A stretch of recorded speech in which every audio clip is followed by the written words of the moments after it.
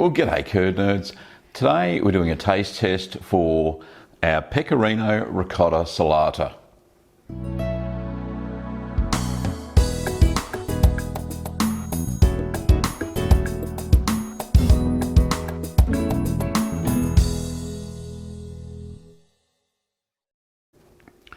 As you can see, we've got our Pecorino Ricotta Salata that was made from some leftover whey that I created a Pecorino Romano from.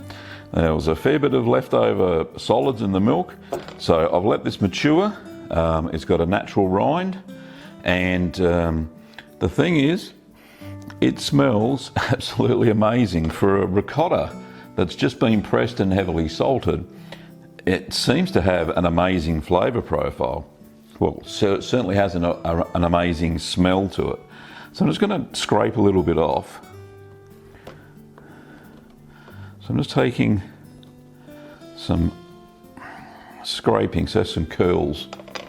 So the smell smells very similar to a really strong Parmesan or Italian heavy cheese. So.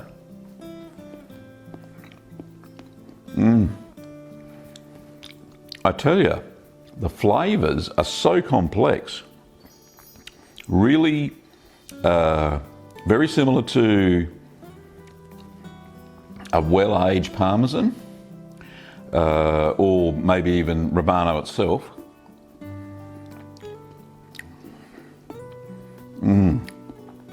Oh, that is absolutely delicious.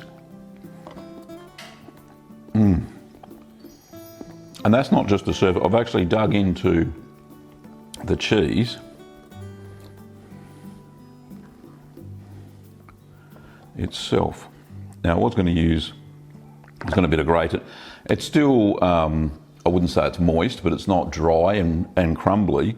But the cheese itself, you can form it back into, a cheese ball type thing. That was actually worth the time I spent to mature it.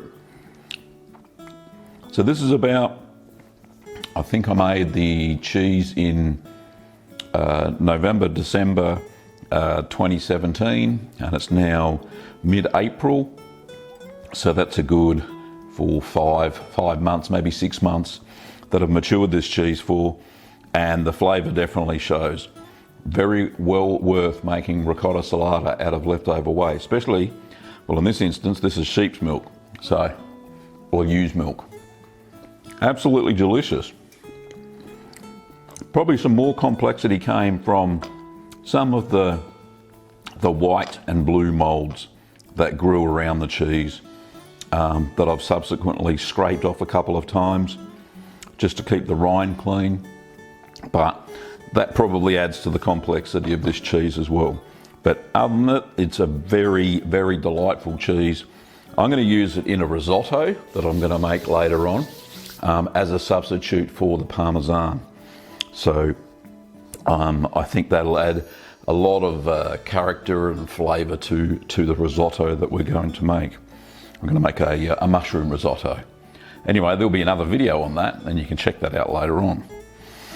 Okay, thanks for watching curd nerds. If you like this content, don't forget that you can check out other videos that I release on a weekly basis.